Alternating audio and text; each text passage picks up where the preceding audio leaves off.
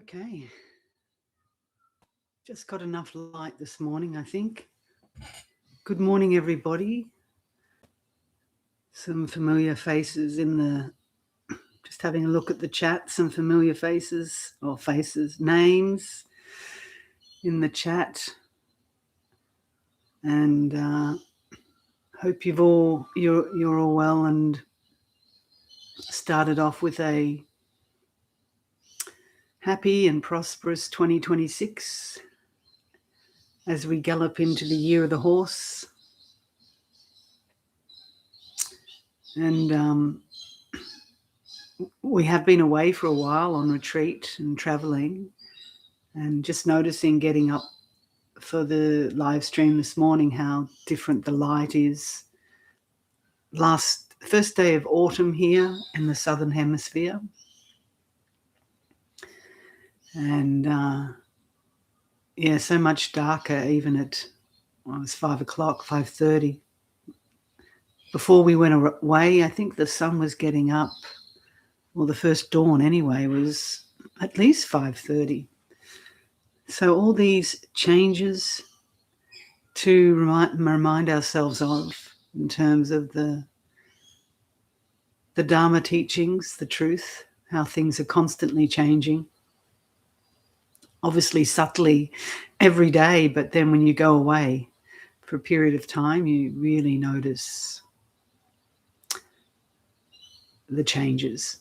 As we did with the garden, things growing, the grass growing, the plants growing. So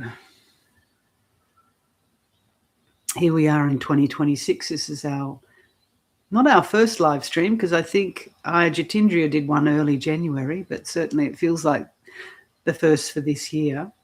It is for me. So we'll continue to offer them on a 3-weekly time frame.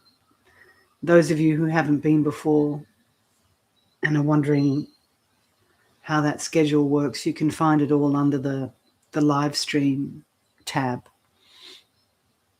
And we generally just begin the meditation sitting together in relative silence, but with a few pointers for meditation.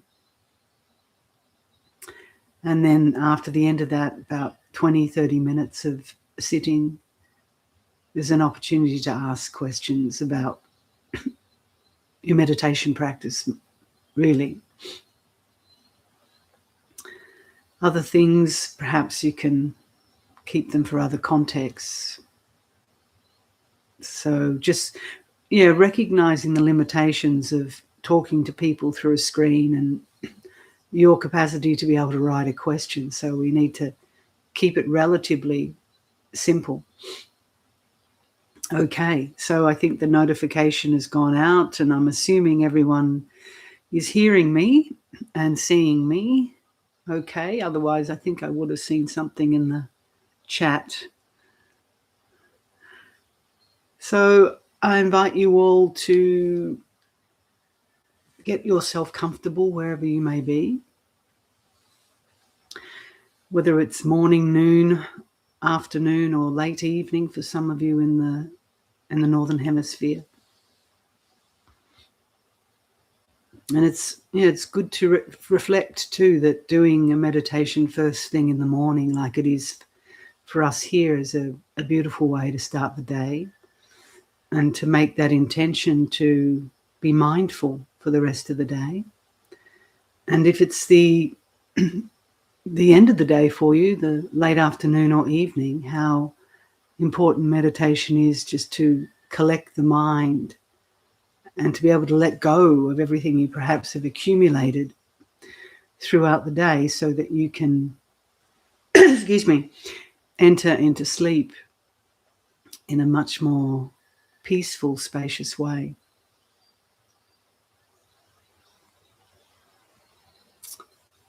So whichever posture you take when you're sitting,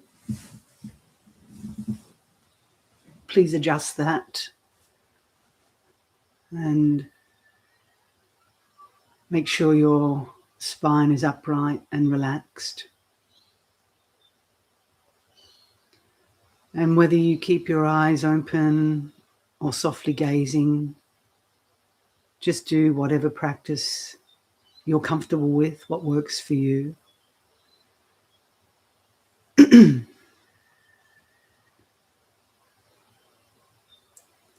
And simply start to draw the attention more inwards, turning away from the external distractions like the screen or the chat room or even my image. And just know that they're in there in the background.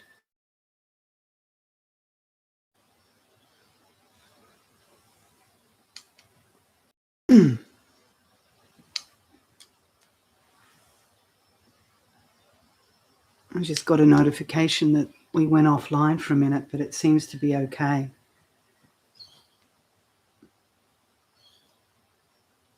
It's a cloudy day here, so I'm hoping that the internet's stable enough, but it'll be what it'll be. So when in doubt, just keep sitting.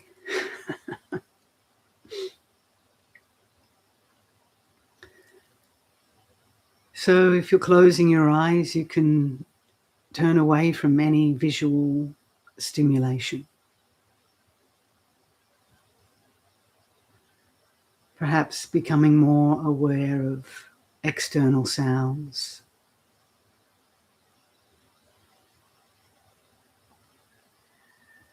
And allowing them just to be in the stream of conscious awareness.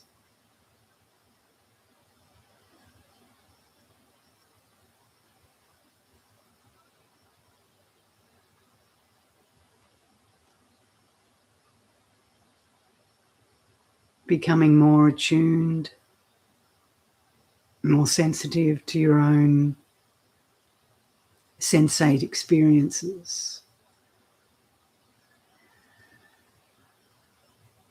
The weight of the body, the warmth or the cool of the body.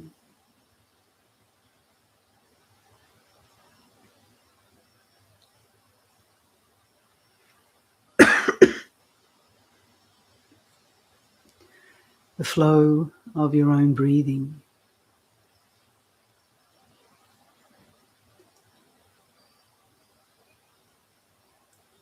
And simply allow things to settle naturally, gently, in its own time.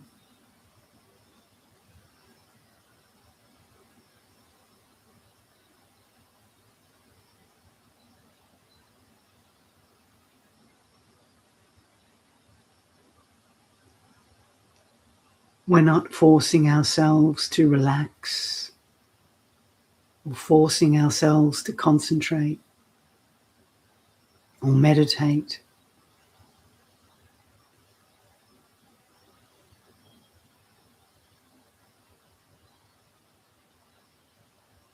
It's really just a noticing, an observing. And when we truly do that,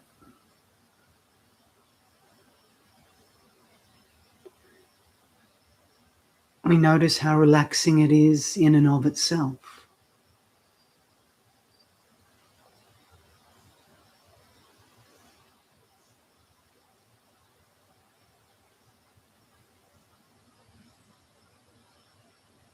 There's no picking or choosing.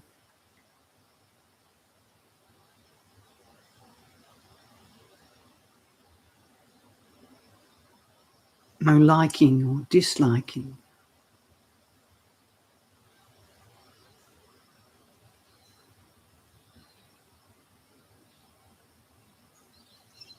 No shoulds, no shouldn't.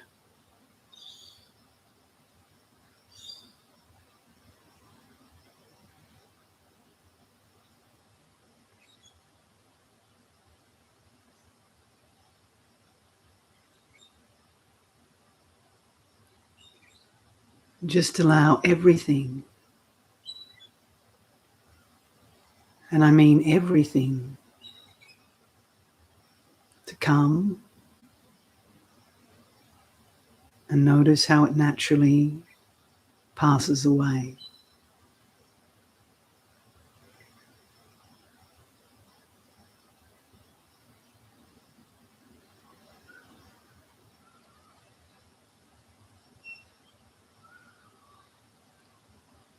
So what's hard about this?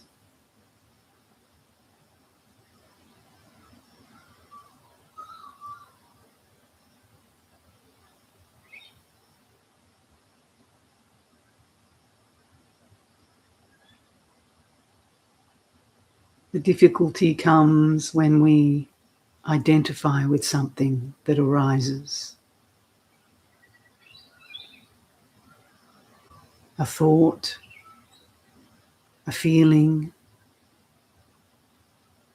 a memory, a sound.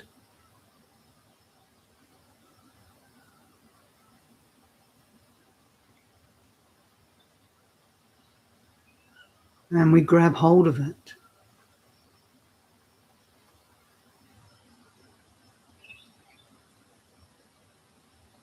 Trying to push it away,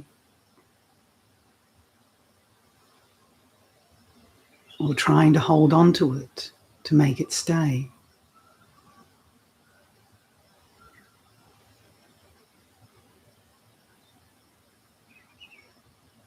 So if you're caught in one of those two movements,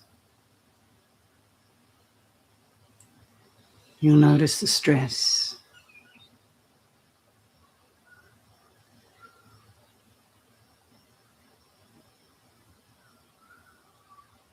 But noticing the stress is really good. It wakes us up to the cause of suffering. And if we can use wisdom in that very moment,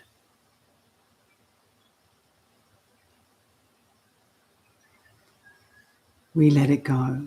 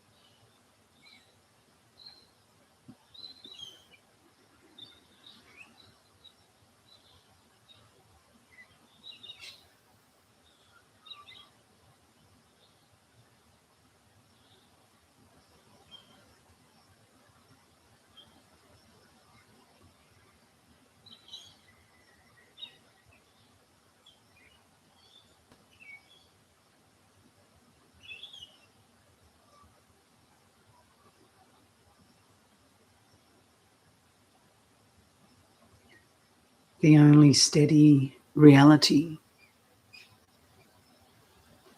the only true friend you can find in this process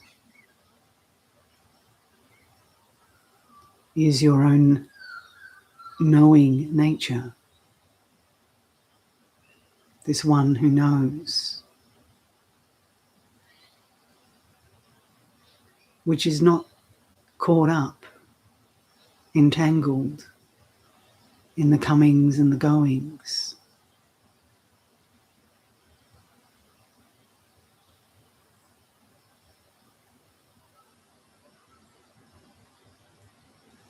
So the whole point of all meditation practice, really, is to become familiar with this.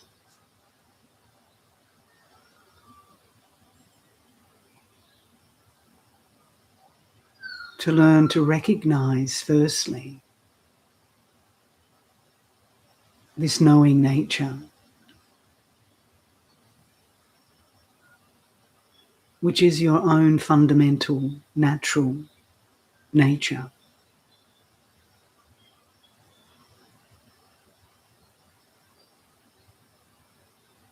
But if you fail to recognize it, then you'll simply get swept away constantly, like most of the world is swept away in likes and dislikes, wanting, not wanting, views and opinions, and so on.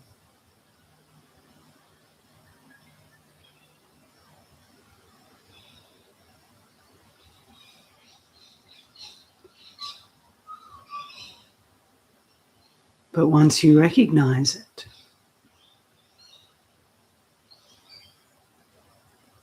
you have the potential for freedom.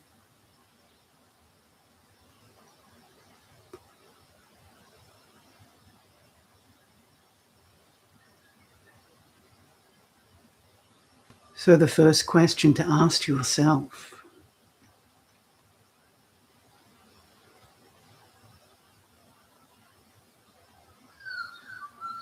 is, can you recognize your own natural knowing?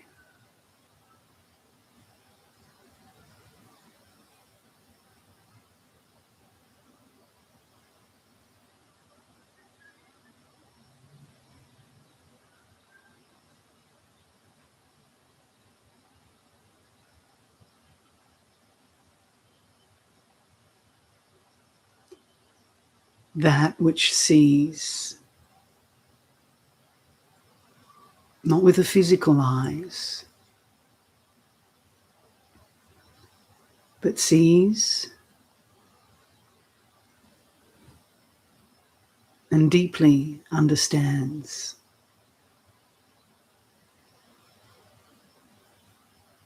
But not with the intellect.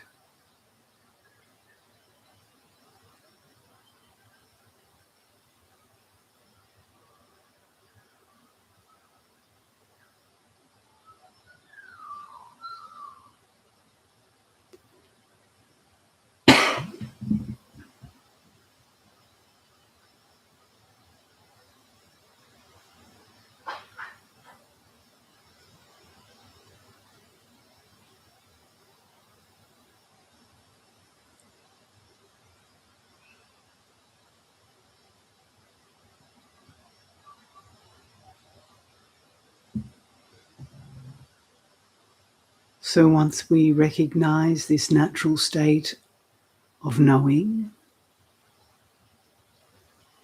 which is stable,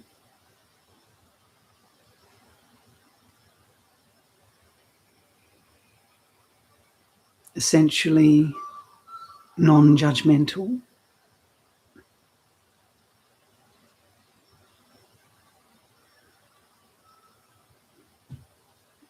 how do you go about just resting in it?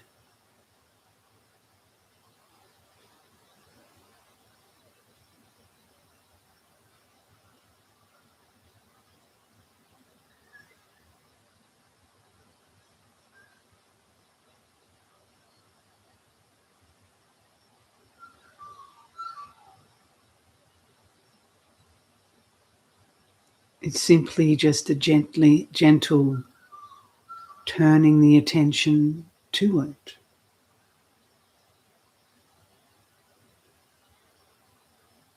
Each time you're caught up, wake up. Recognize and turn the attention back to the source of the knowing.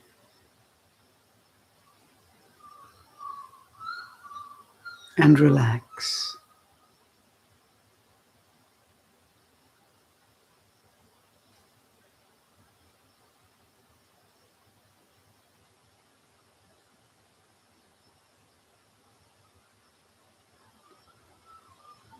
It doesn't mean that thoughts aren't still there or sensations stop completely.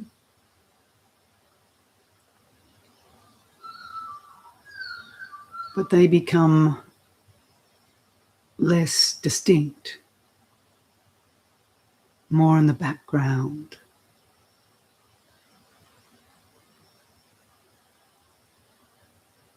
Really just like a bird passing through the sky.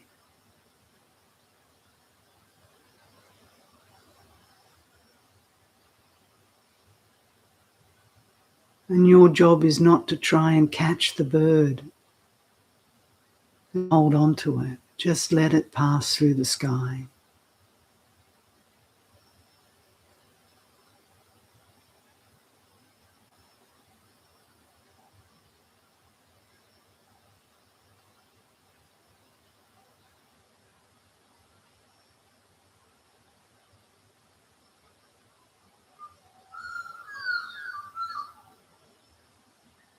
The more you recognize and practice staying in your own natural state,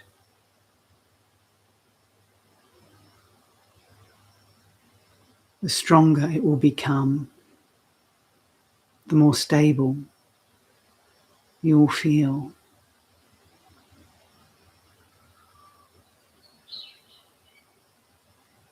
And you can see that you can let go quicker. Things don't stick as much as they used to.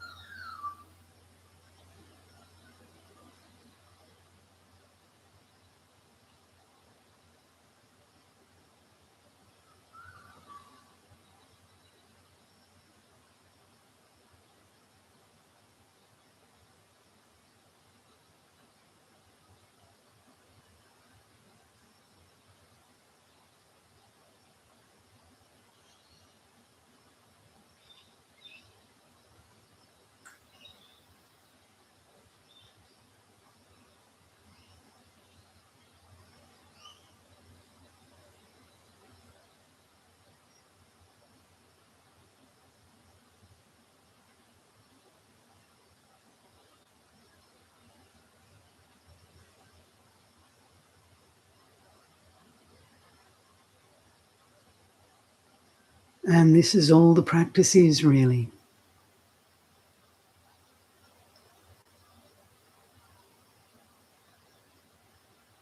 On the surface, it seems very simple.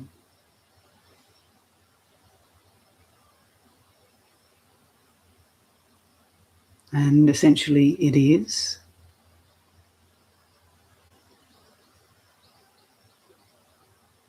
But coming face to face with all the conditioning, we see how difficult it really is.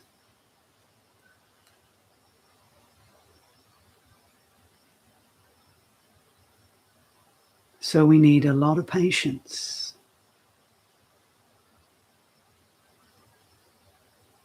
a lot of faith and trust.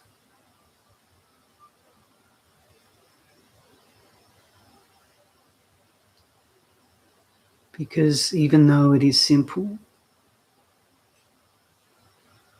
it's deeply powerful and transformative.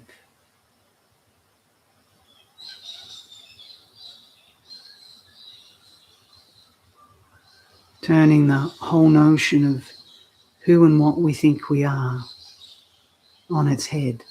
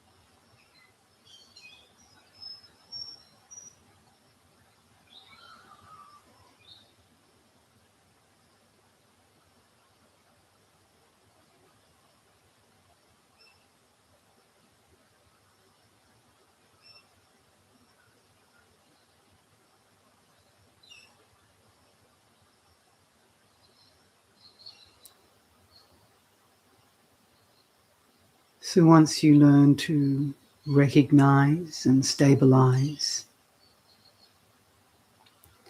in this knowing nature, you naturally become more aware of silence and stillness and spaciousness.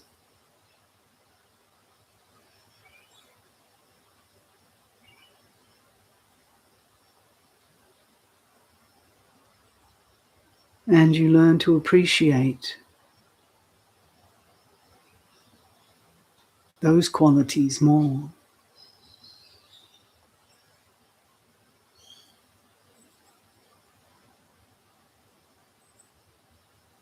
Because it's only within those qualities of silence and stillness and spaciousness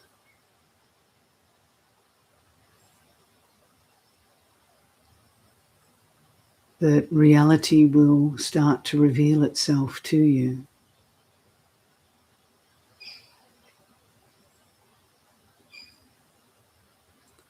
In ways that you may not even understand or could put into words.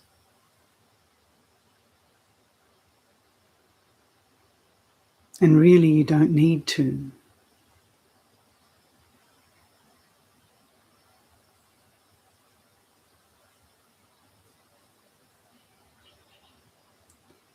But until you create this or allow this inner space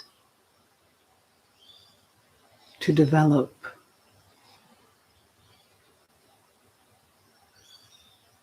then it's impossible without it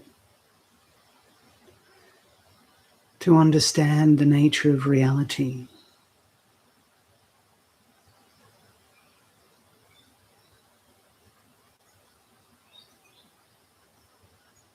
So keep cultivating these qualities.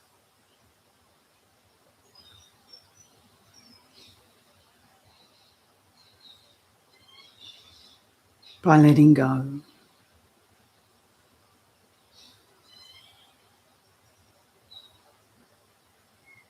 By maintaining your attention, your mindfulness of where you're stuck.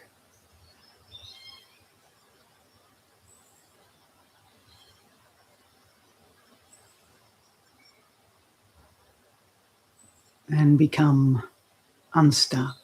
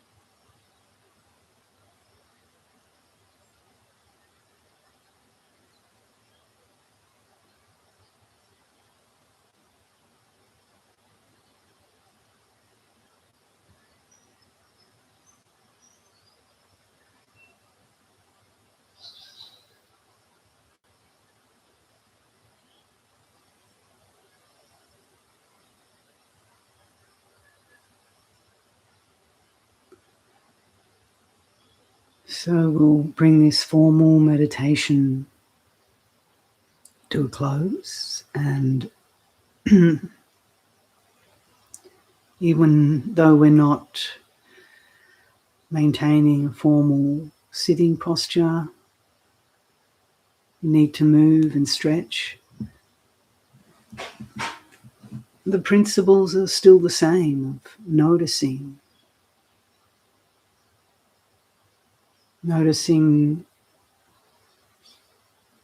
how we might be drifting, daydream when we're talking to someone, that we're not fully present. The worry mind has taken over. And it's an opportunity, even when you're going about doing your business, to keep noticing, recognizing that stable base. And that will really hold you in great stead during the day. So that at the end of the day, you don't feel so exhausted or rattled.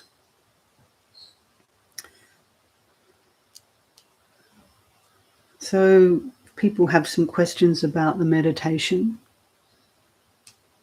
they're welcome to write it in the chat. Might have to go back.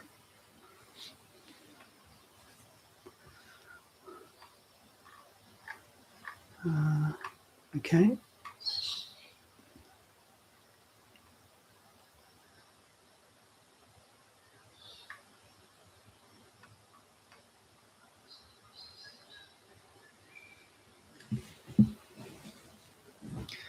All right.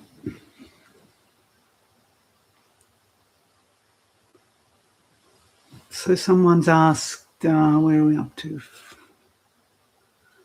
Please help me process the recent war in Iran and the greater Middle East region. You know, the Middle East problems have been going on for such a long time. These wars is just another war in this realm of samsara. I mean, we hear about them all now, but these wars have been going on,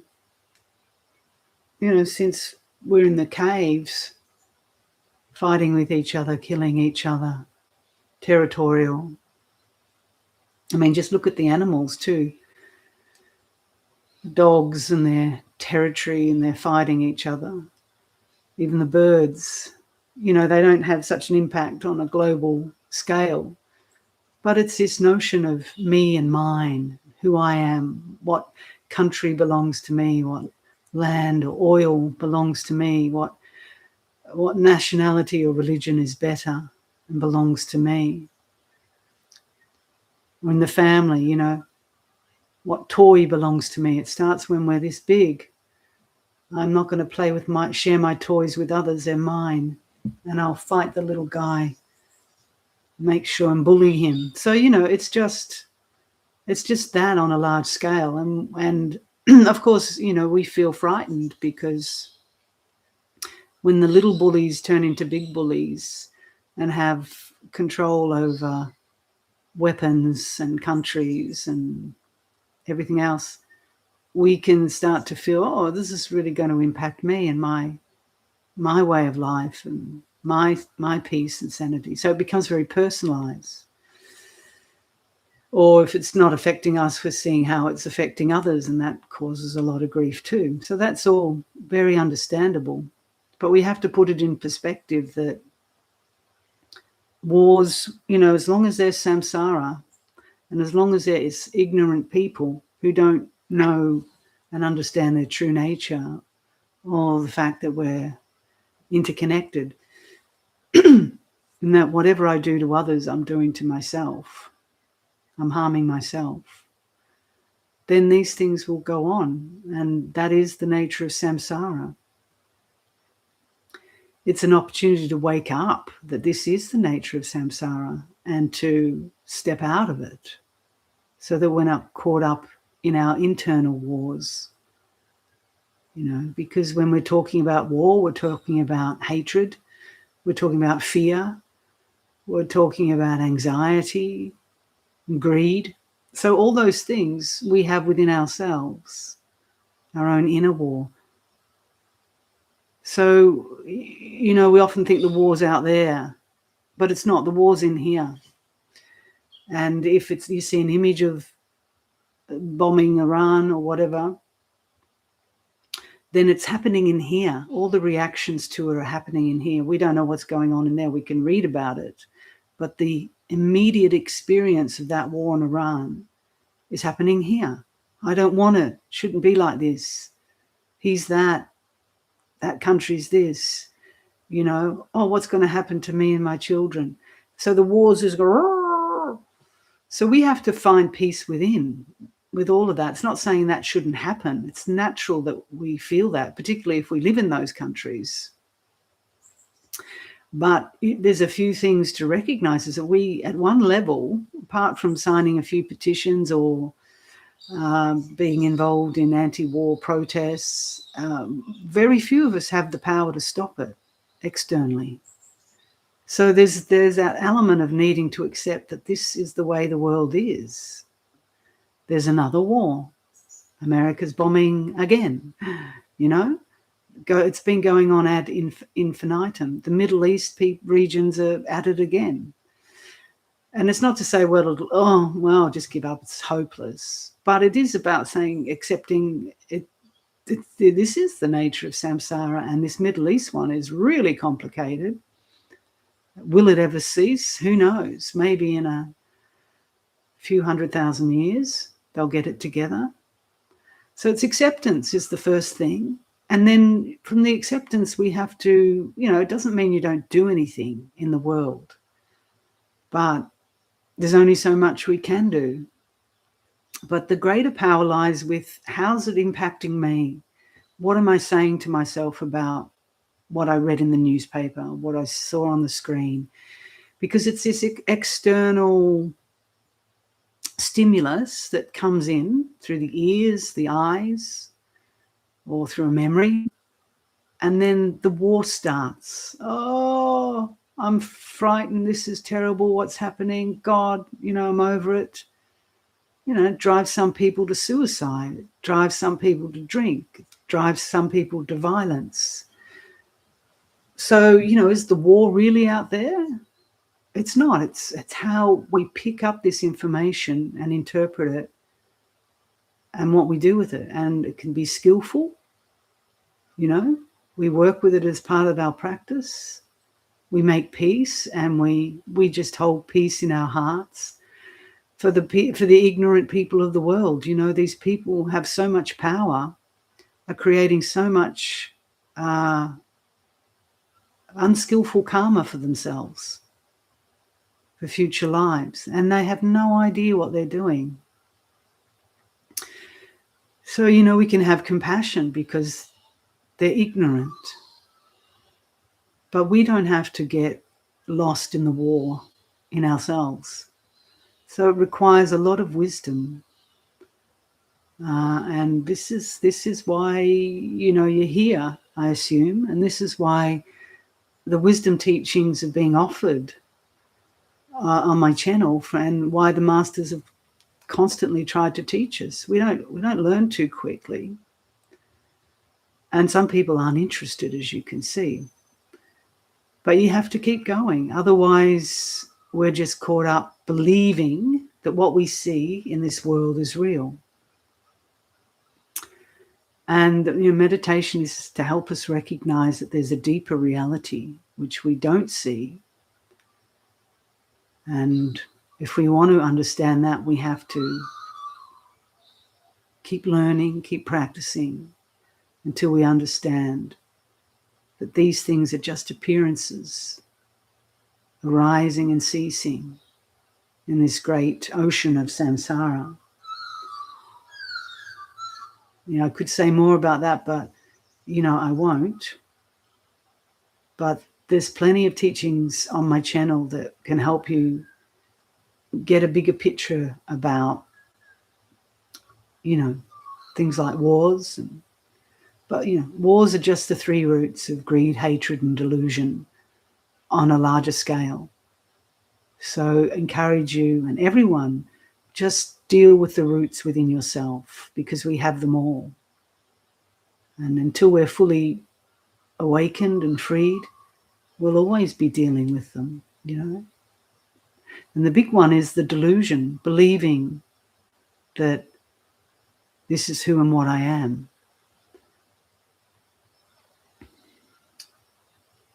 Oh,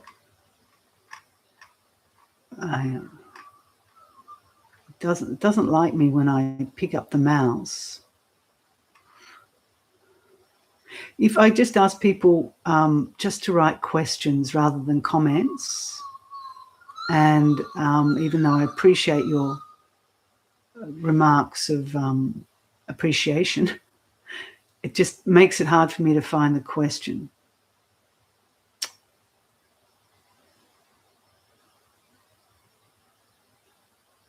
So someone's asking, all external authority is falling away. Projection is dissolving, even knowing itself. How to find the ground inside of myself when I am becoming more transparent as life itself? It's a bit disorienting. Yeah, so I mean, the question to be asking yourself is, who wants to find the ground? Because there's someone in there going, I'm losing myself, I'm losing myself. Well, that's the one that you need to inquire into. This notion that there's someone there who's dissolving. It can feel like dissolution, but the reality is that there's no ego there to dissolve in the first place. There's just a sense of it. So keep inquiring to that. So that's all good if you're feeling more transparent and, you know, it's showing that you're not a solid entity like you thought you were. None of us are. But when you start to experience that, it can feel very scary, because it's like, I'm dying in here. But look at that voice. It's just the ego saying, I'm dying. Quick, go and do something that makes me feel real and solid. Now, I would encourage people to do that if they're losing their plot, you know. So if you're losing the plot, perhaps go for a walk and do some gardening. But if you're not losing the plot and you can use this practice and stay stable and sane, then inquire into it. Okay, someone says, I can't stop worrying about how little I worry about everything. Ha, ha, ha. So that's a joke, right? How can you break free from a codependency pattern where one of the people get into an anxious state as soon as the other move into a more avoidant or centered state? So someone gets anxious and the other one moves into an avoidant or centered. There's a big difference between avoidant and centered. I mean, if someone really moves into a centered state, if it's you, then just stay centered. But if it's a passive-aggressive avoidant state, then you just need to look at that. So, you know, this is a kind of a relationships counseling question. I don't know which one you are in the codependency, but, you know, this is where you can talk to the other person about being conscious of these patterns. And certainly the most important thing is to be conscious of your own pattern. The other person may not want to be conscious of their pattern. That's why it's a pattern. It becomes an unconscious pattern. And if you can be centered and non-judgmental, then you can break that codependency. You know, if it's truly centered and not just avoidant.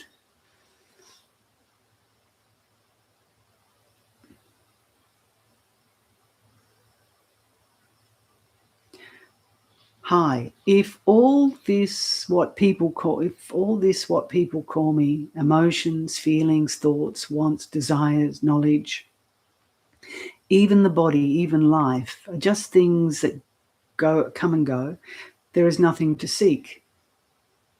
Do what then?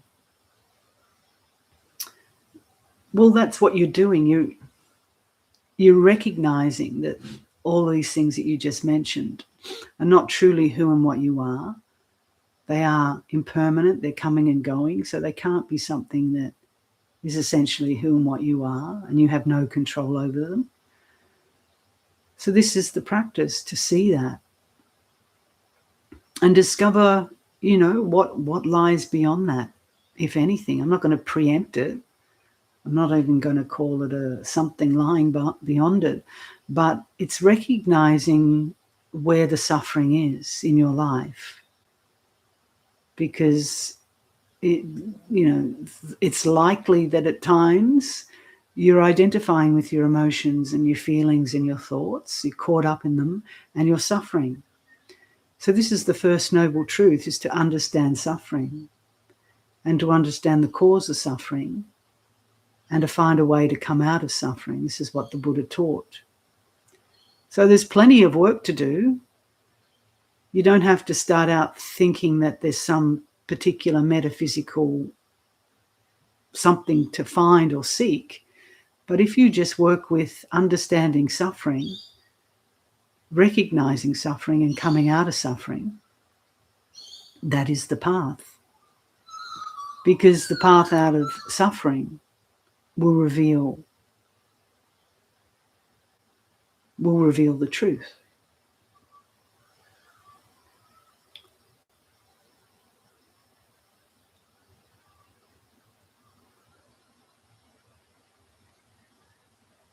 So I'm glad the meditation reflections were helpful for people. I'm just reading through some of the comments.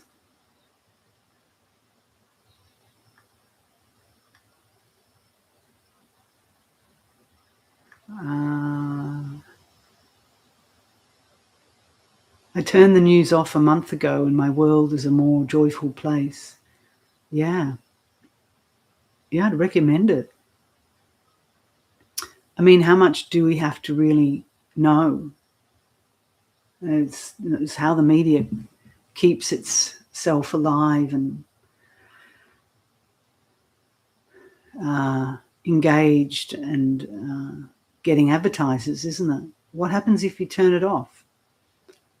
You can know what you need to know. Oh yeah, they're still fighting in the Middle East. I could have predicted that without picking up a newspaper in 10 years. So why not do it? Unless you have to know it for your work or for some activism you're engaged in. It's a bit like turning off social media. You'll find there's a radical change in your well-being, in your headspace. And it's, if you feel like you can't, I must know everything that's going on and who's bombed who and what. And there's an opportunity to look at our attachment. Are we sort of morbidly obsessed with all this bad news? And that's all they like to feed us half the time. But it's not really the true picture, is it? It's just the picture that they select. There's a lot of goodness in the world. There's a lot of nice things going on in the world. They'll never make the news. So, it's like smartening up to these media outlets and social media outlets as well. It's all clickbait. And, your neighbour can say, oh, yeah, so-and-so's gone to war. Oh, okay. You can just sit and wish them well. And guarantee if you really need to know something, you'll find out about it. So, yeah, good for you, discovering more joy, probably more energy, more productive in other ways, and making the world a better place, because there's one less person worrying and fretting about the state of the world. Because then we just all feed each other. The world's gone to crap and it's worse than it ever was. And everyone keeps feeding that belief. Okay, I have a general question. Would you please speak a bit about where does love fit into Buddhism? I mean, love is the whole picture, the whole purpose. But, how do you define love? Without getting your feedback, but You know, we have such a narrow definition of love in this world. It's very personal. It's very dependent on, you know, whether we like someone, whether they're related to us, whether they're, you know, physically attractive, and we fall in love for a short time, then we fall out of love. But if we're talking about real love, unconditional love, then the Buddha taught about this. His whole life, his whole seeking and to understand and to come out of suffering was driven by love.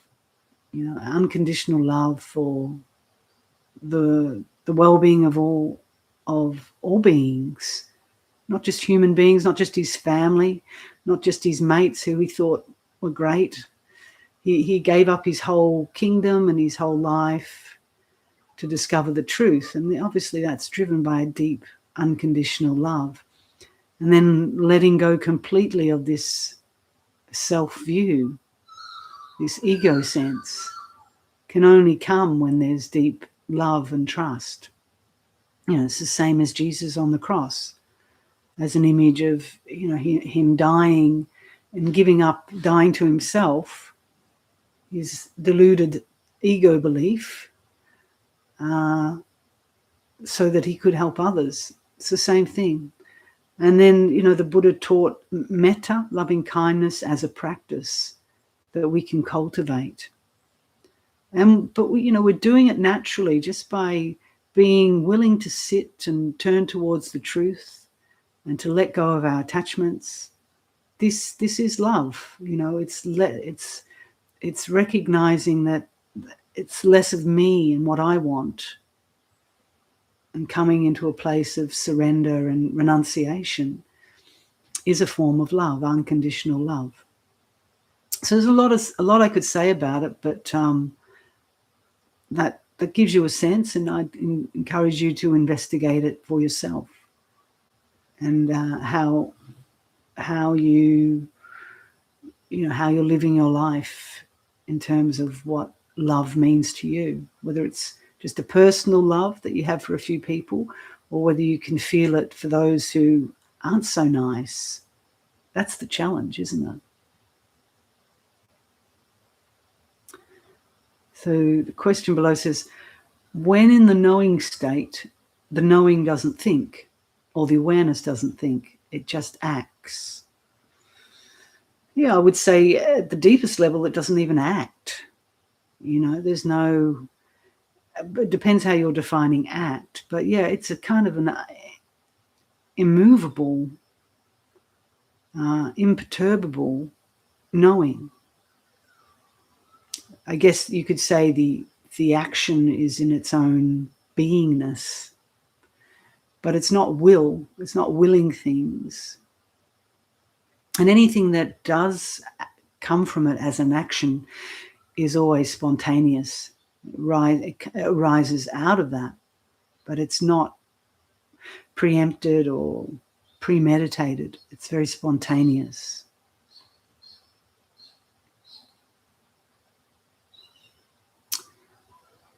How do you stay grounded in the practical meditative wisdom when you're in social settings?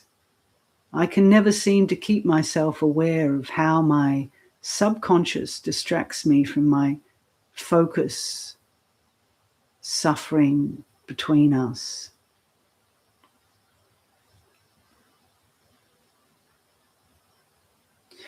So this just comes with practice. You know, when you're in social settings and you notice, I'm talking to someone, but I'm really thinking about how uncomfortable I am and how self-conscious I am. Well, that's good. It's not that you got to go into a social setting and straight away be this ideal of a perfect meditator where nothing touches you. But if you notice these different distractions or whatever's going on in your mind and body, that is the practice.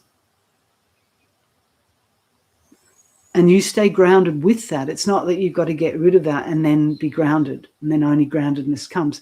You are grounded in the midst of these distractions.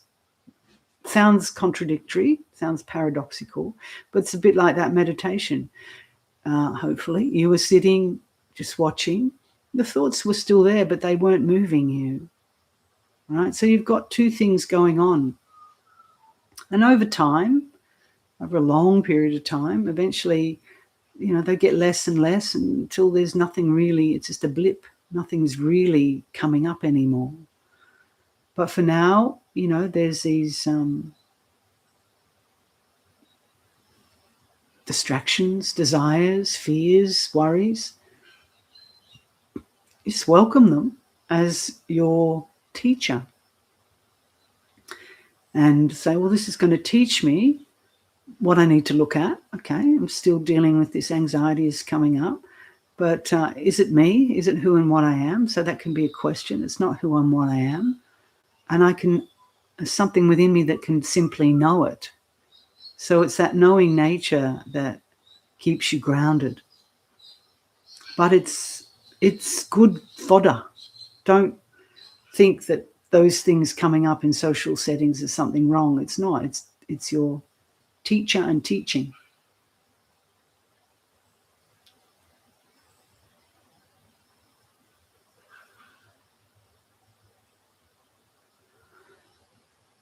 So the second part of someone's question, but I can't remember what the first one was. So would you say don't give it your energy or thought? I'm not sure what that was in response to. Probably. So you're saying that I should remember that I am the ocean and not the waves that are turbulent above me. Yes? Yes. Even though I was reflecting on that very metaphor this morning, it's clear that the waves come and go, the thoughts, the feelings, the emotions, the stories outside, the stories inside.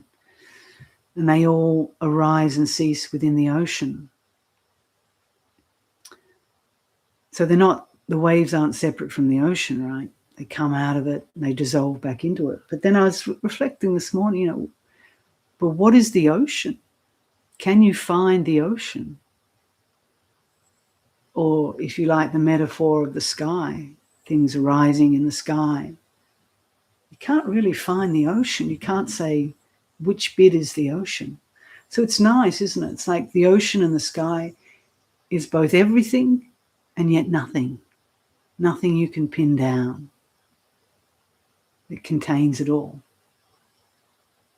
So when you turn your mind towards that within your meditation and you feel as the ocean or the sky, you don't have to, there's no reference point. There's no okay, this is the ocean and that's the waves, or I am the ocean. You let go of this sense that there's a center point to it all, that there's a me as the ocean.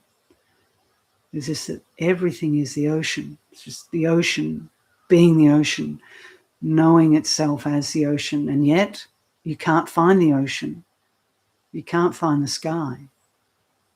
Still, you recognize something. Can you explain how to meditate using the concept of dependent origination? Well, I would if I had a 6-part series. That dependent origination is very complex and detailed. If you seriously want to understand it, there's a couple of options these days. ChatGPT is quite good. You might laugh when I say that, but it's actually becoming very good. Or on our channel, Ayya Jatindra has a 6-part series called the Buddha Dharma series. And in one of those sessions, which I can't remember, 4 or 5, she speaks about dependent origination. So if you want to hear a real person explain it, you can look at the summaries for those series. If you just want a quick answer, just pop your question into ChatGPT because there's no way I can talk about that in 2 minutes. Well, I could, but it wouldn't do it justice. When we die, do we just merge into the one, or do we go to different levels as souls depending on our karma? I hear so many different outlooks. Yeah, well, I can't really tell you authoritatively what happens when you die because I don't remember. But, you know, if you trust a few masters who have insights, direct insights into seeing that before they've died, then it depends on our karma. If we're, you could listen to the last reading by Ajahn Mahabua. He talks about that in terms of rebirth, depending on the state of the mind or the state of the chitta, will determine what sort of rebirth one takes. Or if one is free, totally free, then you could say they merge into the one, or they merge into nibbana. They cease being caught on this wheel of becoming. Now, you don't have to believe anything like that. If it doesn't rock your boat, just keep practicing. But if those who are interested, then the Mahabua one touches on it.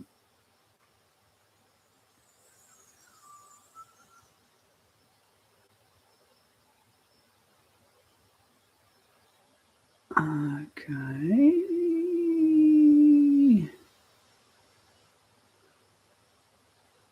Alistair from Sunyata. That's right, Alistair. Small world. Yes, it was. I think we bumped into you in the street, didn't we? Amazing. Small world. This too shall pass. If one thing is certain, it is change. Change is inevitable. Okay. Be the love you want to see. Oh, I lost a question there.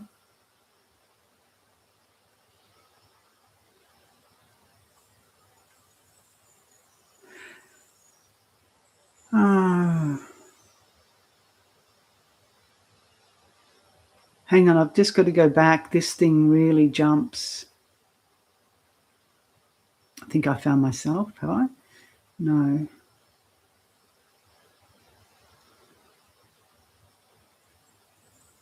Okay. As I said before, if you want to just perhaps refrain from your views and opinions. And I can't find questions otherwise, because everyone's just writing their own things. And as a result, I've lost questions, Harry. La, la, la, la. Just entertain yourselves. Just watch the breath while I try and find. Okay, found it. Okay. Sometimes I can meditate and my mind is focused, and other times it's like a mad monkey. How can I manage that? Well, you know, that's it. Sometimes it's focused, sometimes it's calm, sometimes it's crazy, sometimes it's not.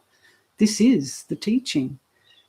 If you accept the mad monkey and just say, okay, the mind's crazy at the moment. Now, if you just have an attitude of acceptance and watching it, it's not going to stay so crazy so long. If you go trying to fight and suppress the mad monkey, that mad monkey's going to get madder. So you sit to meditate in your mind, and you know, causes and conditions will come into this. This is karma we're talking about. You've had a busy day, someone abused you, you lost your phone, you lost your keys, your dog died. You know, you sit down and meditate, the mind's going to reflect all that, and you know, we call it mad, but really it's just causes and conditions. And so you say, okay, the mind's like this. Makes sense. Sometimes it doesn't make sense. Sometimes it's just crazy and we can't figure out why. Could be something you ate. But still, the observer's there, isn't it? It's not like the knower disappears when the mind is mad. It's there knowing the madness. So all you have to do is know the madness. The problem is we like the calm and the focus. We don't like the craziness. So we go, the calm and focus is meditation, and the craziness and the worry is not meditation. Meditation should always be this way. And that's just wrong view. It is, everything's just what it is. It's constantly changing. So if you have a preference for calm and focus and bliss, you're always going to come up against suffering in your meditation. If you have an attitude that I don't mind what happens, it is what it is, then crazy, not crazy, calm, not calm, you do the same thing. You just stay with it, watch it. And notice how both of those things keep changing. So you might start off calm, but then you might get calmer, I don't know, and something else might change. You start off mad, by the end of the session it's changed. Of course it's changed. So there's nothing to manage, there's just wisdom to bring into your meditation, that this is the way it is. It's the way the world is. It's the way the world in here is with the mind. Just stay knowing.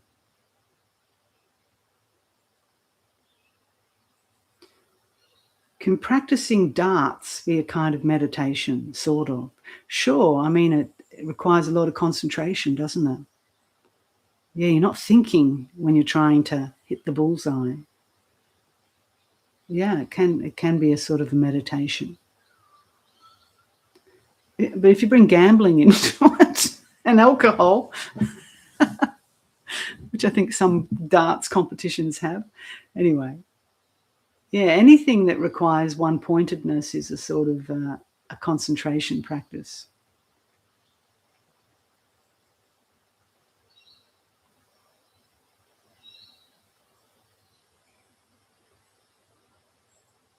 Someone's asking about their knees. I'm meditating regularly and my knees are having a hard time with it. By sitting through it with props, does it pass? Or should I switch to a chair? Yeah, I mean, hard to know how old your body is, how long you've been sitting, but it's good to break it up. The idea is not to cripple yourself and push yourself beyond what's good for the body. But you know, if you find when I sit, I can actually feel very stable in that cross-legged position, then do it for a time that feels comfortable enough. Maybe go a little bit past comfortable, but not too far, and then mix and match. You know, it's not that sitting cross-legged is necessarily better. You know, but it has its benefits for sure. It's good for the body. It's good for keeping the mind alert and awake. And it has a lot of benefits for the whole energetic system. But still, you know, if you sit upright in the chair, you can still practice, no problem. So I answered that one about love. I answered that one about social situations. How come it's repeated itself? I don't know. If we stumble around from Eastern to Western, back to Eastern teachings, are there drawbacks, or is the present moment the boundless, timeless anchor? Well, the first thing is to say, you know, who's calling it Eastern and who's calling it Western? That's very much a convention. Truth is truth.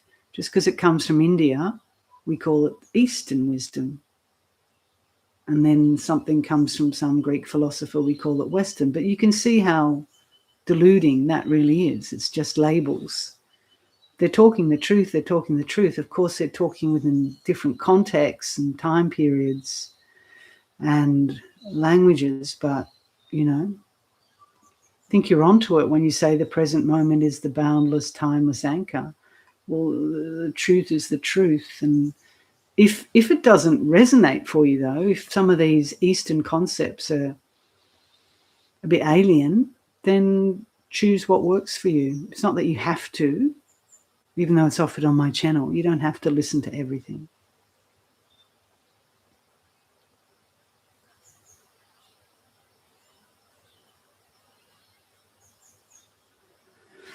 So when you speak of being able to recognize my true nature, is it stillness and spaciousness that you mean? I think in that meditation, if that's what you're referring to, which you are obviously, then stillness and spaciousness is certainly what would you call a characteristic, an attribute of one's true nature. It's how the words we use perhaps to describe it. It's a felt sense that when we're in our true nature, and someone says, what does it mean? What's it like when you recognize, when you abide in your true nature? And, most people from the East or from the West will say it feels still, it feels peaceful, it feels spacious, meaning there's not a lot of mental clutter or emotional reactivity. There's space, There might be a blip of a thought, but then there's a big space between that blip. What was the other one? Spaciousness, stillness. I said some other S. Silence, yeah. So silence is the same. So these are words we use to describe something that's quite difficult to describe, but there seems to be a consensus across all traditions. In Advaita, they call it Sat Chit Ananda, being, consciousness, bliss. In Buddhism, it's often talked about the peace of Nibbana, which is the going out of the fires of greed, hatred, and delusion, so things settle. And when the fire settles, think of your own fire. When you put it out at night, there's none of this psh, psh, psh, psh, psh, movement, this friction is gone, and you're left with a still, quiet space where the fire was once burning. So that's how one's true nature is often spoken of, but they're just words, and you have to experience it, understand it for yourself, experientially, and see if those words used to describe it correspond with your own experience.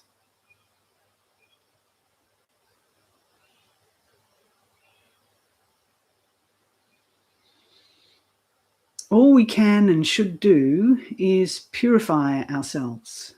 Gut, colon, and blood, right? Well, I don't know about the physical purification. When we're talking about purification in meditation, we're talking about purifying the mind, what we call the mind anyway.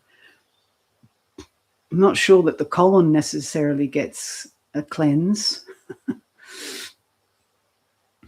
So I don't know if that's a joke. Maybe it's a bit of a joke. Ha ha ha.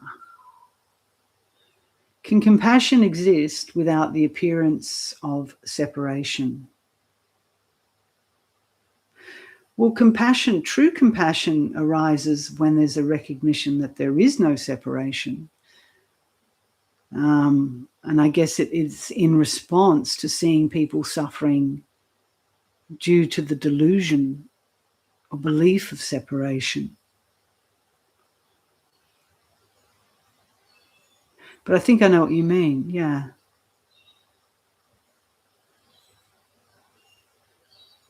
Hopefully you know what I mean too.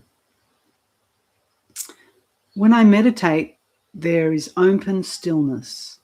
Sometimes there is immersion, but not so often. Do you have a few words of advice beyond continuing being confident in stillness? Yes, don't expect anything. Don't go looking for something apart from stillness. I mean, most people would be craving for a period of open stillness in meditation. Why do you seek more?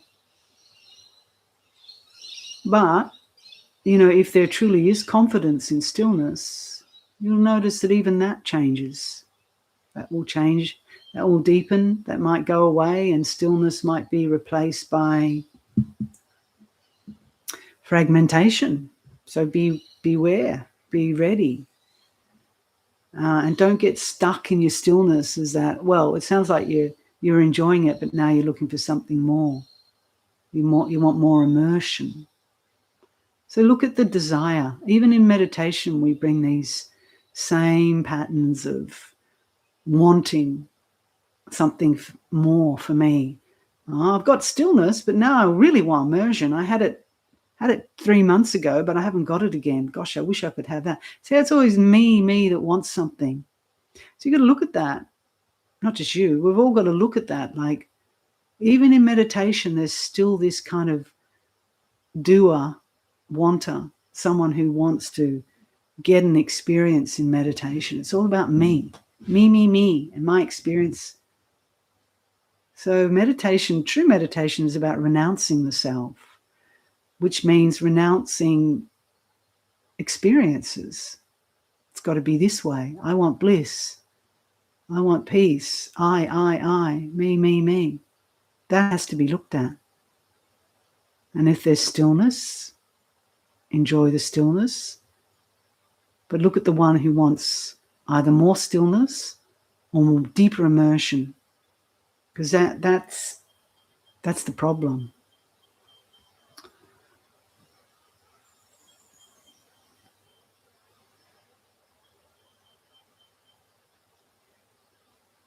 And it's the same with, how do I find love and fulfillment? Let go of this one who wants to find love and fulfillment, and you'll find it. It's this I who always wants love, fulfillment, immersion, peace, bliss, ecstasy. You know, as long as there's an I there wanting something, we'll never find it. Or we might get it for a bit, but it's guaranteed to change, because that's the nature of the conditioned realm. And then we'll be disappointed and we'll want more. For me, I want it. Which kind of relates to the question below, which is at what point does effort become an obstacle? When it's about me wanting something. So the Buddha talked about right effort. So right effort, really is effortlessness. And it's about making an effort that's not driven and obsessed by an ego behind it who wants to get enlightened. That sort of effort doesn't lead to enlightenment. It just leads to all sorts of things, suffering. But it can lead to all sorts of crazy things when there's an I here that wants to become enlightened. So this right effort is about just bringing wisdom into everything we're doing, particularly in the meditation practice. If there's no wisdom and there's this kind of rah effort, I'm going to make the mind concentrate, I'm going to get jhana, and then I'm going to get jhana, and then I'm going to get enlightened. It's all this me. And then that will eventually, probably, if you're going that way, that'll eventually get beaten down or exhausted until we surrender. So effort has to be not driven by ego. That's all I can say to that. When it's driven by ego, and wanting, and not seeing that, if you don't see that, that's a huge obstacle. But even that, teaches us eventually anyway. So nothing's wasted. Karma is a fictional concept made up by the Brahmins to control others and remain in power. And Siddhartha also used it. Did he? Okay. There's still suffering. Buddhahood is for privileged, apathetic beings who don't finish their sentences. Fine. But I'm wondering why you're here, my friend. Your karma has brought you here. When someone realizes non-self, what prevents that insight from becoming another subtle identity? Good question. Wisdom prevents it from becoming another subtle identity, because it's a good question. We start to cling to these realizations that we might have had. We go searching them again. or we write a book about it and go and tell everybody, or we walk around saying, I'm enlightened, I've had awakening experience, I'm going to start a YouTube channel. So we have to see what's driving that, what's behind it, because it could very much become another identity. And not so subtle either. You know, they're not so subtle these days when people are claiming all these realizations. Subtle as a sledgehammer. Beginningless gaslighting. Oh, is this you again? So startless and endless and not made. Perhaps you've got an issue with karma, which is kind of funny. But so I won't be addressing your question, but you could put your question into ChatGPT. They'll engage. They'll tell you. They'll argue with you a little bit, and then you can correct them, and then they'll get on your side, and they'll reinforce. It'll reinforce your views. Can you please talk about the concept of do no evil, do the good, purify the mind? Yes, this is what is, you know, when you say what is the essence of Buddhism, is to refrain from evil, to do what is good, and to purify the mind. That's it in a nutshell. So there's not really much to say about it. So, you know, if you talk about to refrain from evil, the Buddha taught that at least for lay people to keep the 5 precepts. If you don't know what the 5 precepts are, you can research them for yourself. But, you know, things like refrain from taking the life of human beings, stealing, gossiping, sexual misconduct, intoxicants, to do what is good. So, you know, what does that mean? There's many ways one can do good. Service and wholesome actions. And actually we do good when we refrain from doing evil, right? So what's often left if we don't commit the 5 precepts? Well, normally what is left is good, wholesome actions. So being less self-centered, being generous. So there's different things that we can do. Kindness, service, generosity. And purifying the mind is what he referred to as meditation. So practicing samadhi and panya, wisdom. And making that opportunity to look within the mind actually purifies the mind. So, yeah, that is the essence.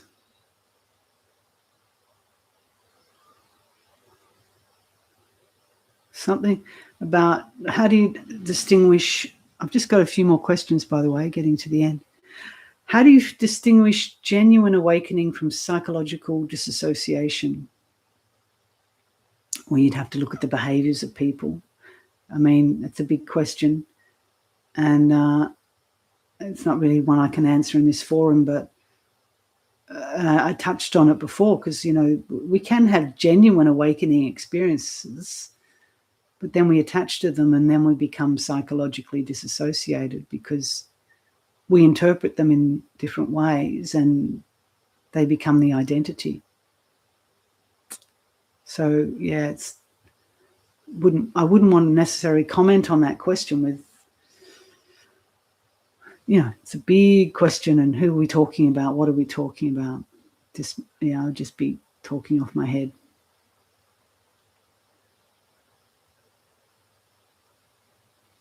Which videos on your channel would help me process the external violent wars of the world? You know, honestly, any of them will. There's none that's not one that's better than the other. It depends what resonates for you. But, you know, they're all talking the truth. And they're all saying, you know, turn within and begin with the war within and how to settle that war and realize the truth beyond these wars, these appearances of wars.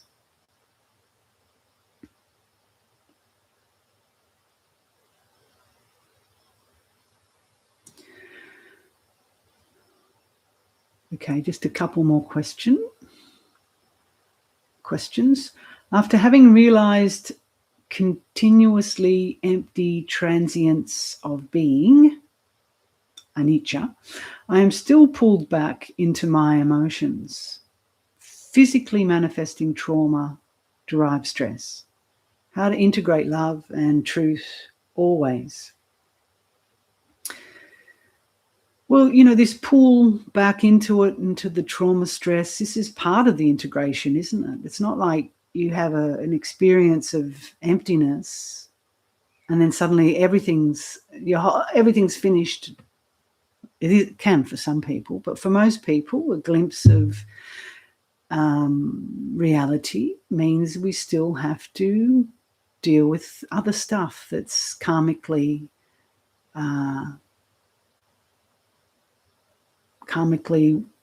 waiting to be dealt with.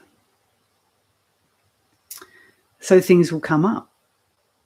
But, it doesn't discount the fact that once you recognize that there's a refuge there for you, that refuge is always there. It doesn't disappear when the trauma comes up again. So integrating that trauma means just allowing it to come and go, seeing that it's impermanent, it's not self, it's not who and what you are. And that if you've had a glimpse of emptiness, of being,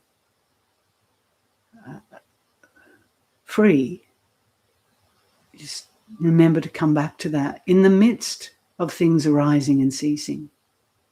That's all. And the key with all of this and all of these questions is patience.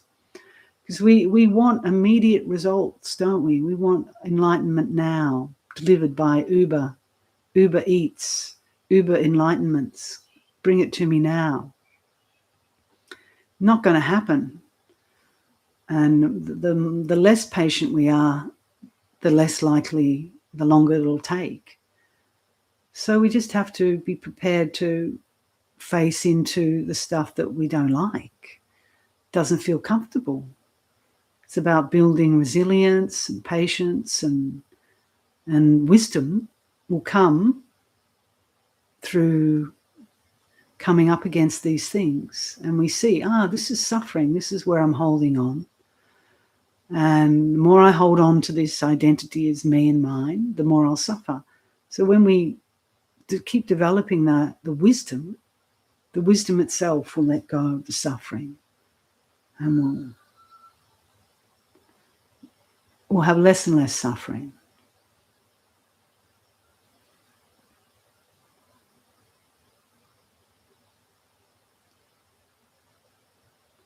Okay.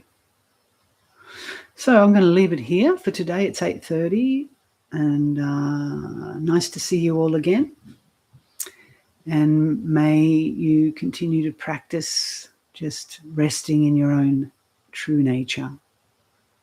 And if you came late, you can go back and listen to that meditation and practice it. Because, it is simple. We complicate it. But it's, I think I keep saying the same things to all these questions, fundamentally. So once you recognize that, you go, okay, just come back to the center. Things have got blah, blah, blah, blah, but just let them come. A bit like these hearts arising on the chat screen. Look, they're coming, 100, and the little things, they're gone into the screen. Just to play and display. And smiley faces, hearts, whatever else people can put up, little streamers. What's to get excited about? What's to get upset about? Just stay in your center. So Ayajatindra will be here in 3 weeks. You may wish to join, and sending you all much metta. And just keep going. You're not going anywhere, but anyway, it appears that you're going somewhere. Take care, everybody. Ciao, ciao.